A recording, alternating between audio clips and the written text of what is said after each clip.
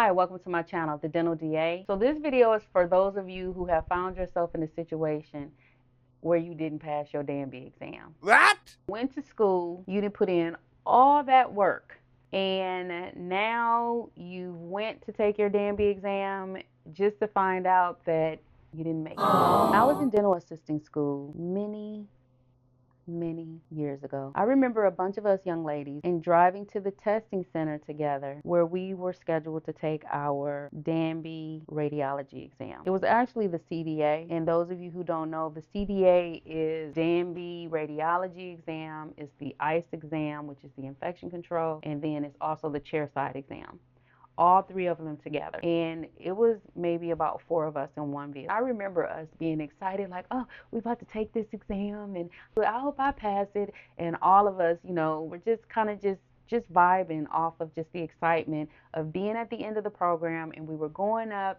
and we were about to sit for this exam. And I remember right before we got to the testing facility, someone said, I would hate to be the one who don't pass the exam because that will be a long ride home. The ride there was maybe about 45 minutes to an hour. So we went in, all of us took the exam, and lo and behold, somebody didn't make it. And I have to tell you that that was a quiet ride home. It wasn't funny at the time, but all I could think of was just how excited I was that I passed.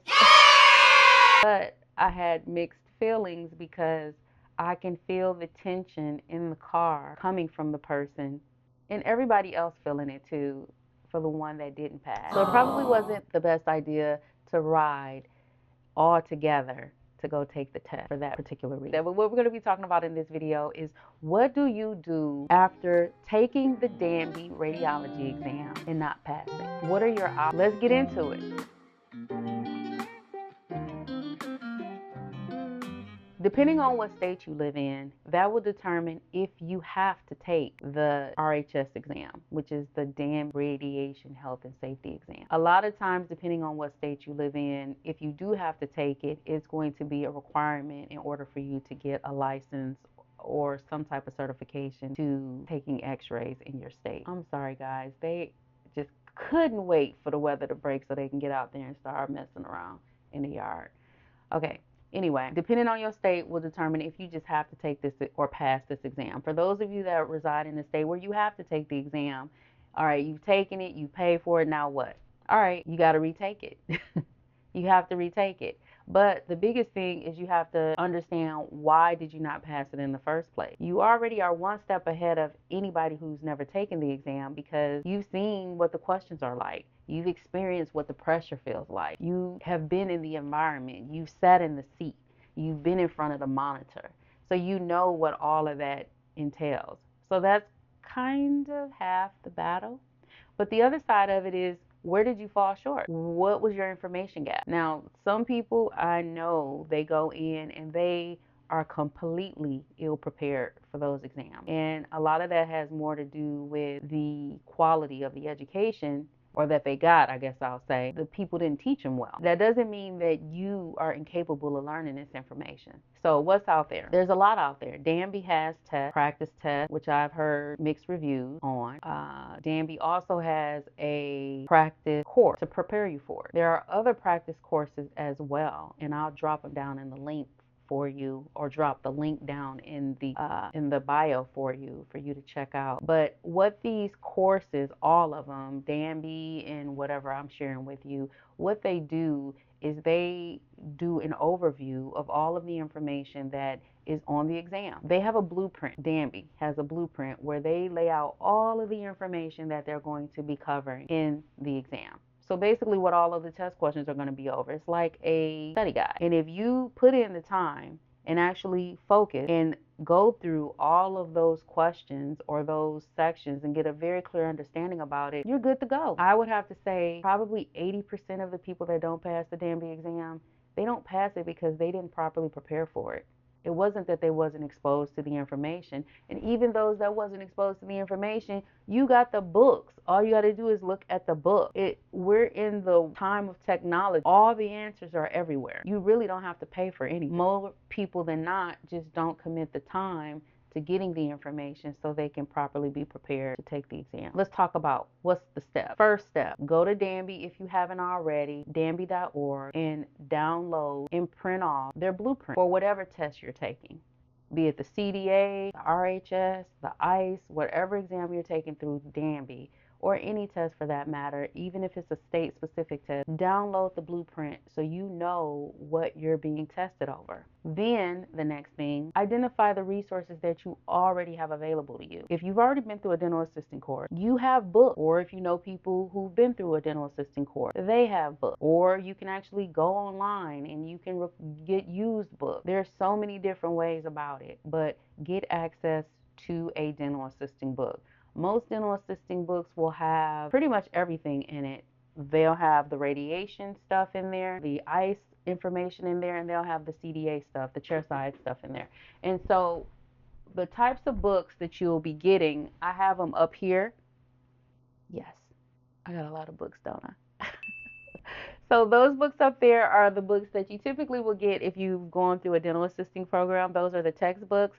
But any book, you can go in, and I have radiology books. I have all types of dental assisting books. But these books will definitely equip you with the information for you to study. So when you get these books, okay, this is just one in particular. Depending on what type of textbook you have, typically what you'll find is on the inside of the book, they have all kinds of resources that are already available to you. Let me turn this around the right way.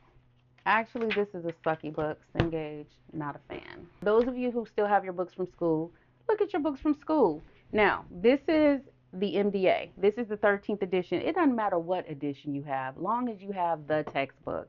And this is just, again, this type of book, but pretty much any textbook. This is from Elsevier. All right, you can tell I'm a teacher, right? All right, you got Elsevier. We also have Cengage. There's a lot of different publishers out there. When you open up the inside of the textbook, they have information on the inside cover of the textbook, and they tell you where to go and how to go about not only registering your book, but by registering your book, you get access to all of the interactive activities that will help prepare you for your exam. They have practice questions. They have different types of interactive, engaging activities. Everything's right there at your fingertips, and you've already paid for it. Now, aside from the books that you have, you also have Quizlet, which I've heard Quizlet now has you do a subscription. I'm not sure about all that, but you have Quizlet, and you have other free tests that they have situated online. Now, I offer a course myself, but I am a firm believer. If you don't have to pay, I definitely want you to get out there and get the information in the most reasonable, cost-effective way possible, because I'm not here to take your money. I'm here for you to pass, okay? Now, if you want a one-stop shop, you definitely want to check out the link that I have included down in the bio, and that will give you information as to where you got the books, you got the platform, you got everything, test questions, everything wrapped into one. Check out my course. So this all will help you get there. Now that you have all of the resources, you have to set aside the time. I don't care how busy you are with kids, with work, whatever have you, you have to designate time to commit to looking at this stuff. If you don't look at it, you're not going to get it. You're not going to get it.